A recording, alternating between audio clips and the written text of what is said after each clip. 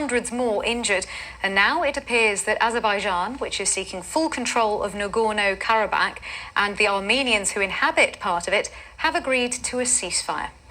Have a look at these. These latest pictures show around 2,000 people being moved. The former power in the region says it has also offered humanitarian and medical aid. The fighting has been intense, so this video that you're seeing now, filmed in Stepanakert, which is the capital of the Armenian-controlled Nagorno-Karabakh, shows smoke rising. The sound of shelling can also be heard in the distance. I don't know if you can hear it now from your screens. And the conflict hasn't been going well for Armenia.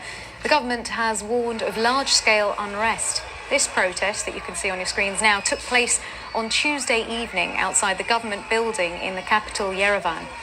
The demonstrators say the reason they're angry is because of how the government has handled this situation.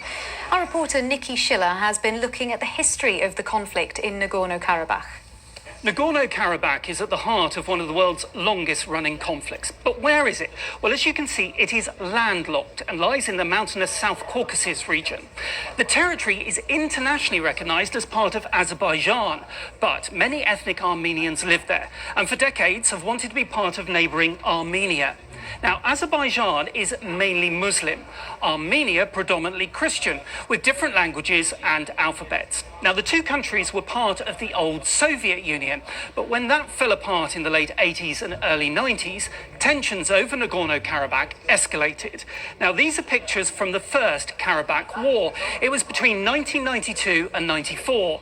During the fighting, up to 30,000 people are estimated to have lost their lives. Hundreds of thousands fled their homes during the fighting. Now, a Russian-backed ceasefire was agreed in 94, but it never really addressed the underlying issues.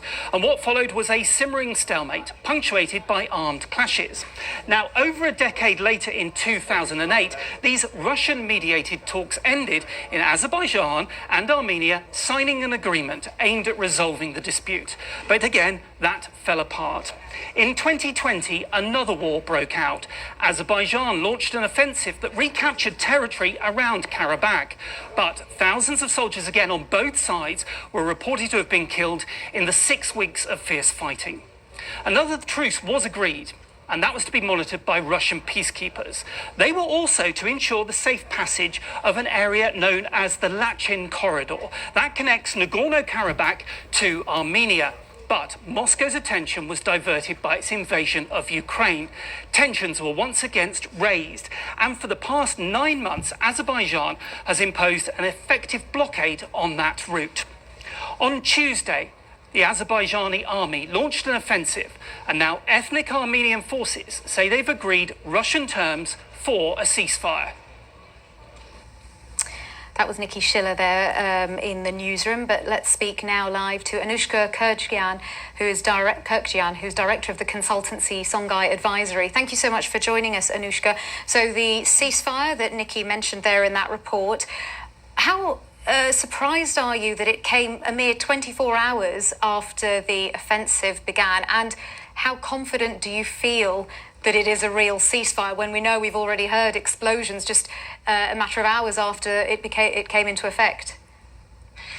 This is a victor's peace that's being imposed on the indigenous population. There's talk that the Lachin corridor is being opened to allow an exodus of people back into Armenia. You've got to remember that for the past 9 months, the population has effectively been starved and blockaded. And the fact that they held off as long as they did is in itself a testament to their resilience and tenacity, because the latest drone technology used by Azerbaijan was no match for the indigenous population. Now, Anushka, it's a good point to mention that for clarity with our viewers that you are Armenian. I want to get your thoughts on why authorities in Karabakh didn't agree to talks and meetings in the past. Why did it come to civilian casualties before there was a change?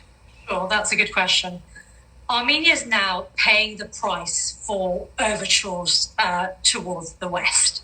And essentially Aliyev would not have taken this decision without a nod from Russia. Russia wants a total capitulation of Armenian independence and the ability to determine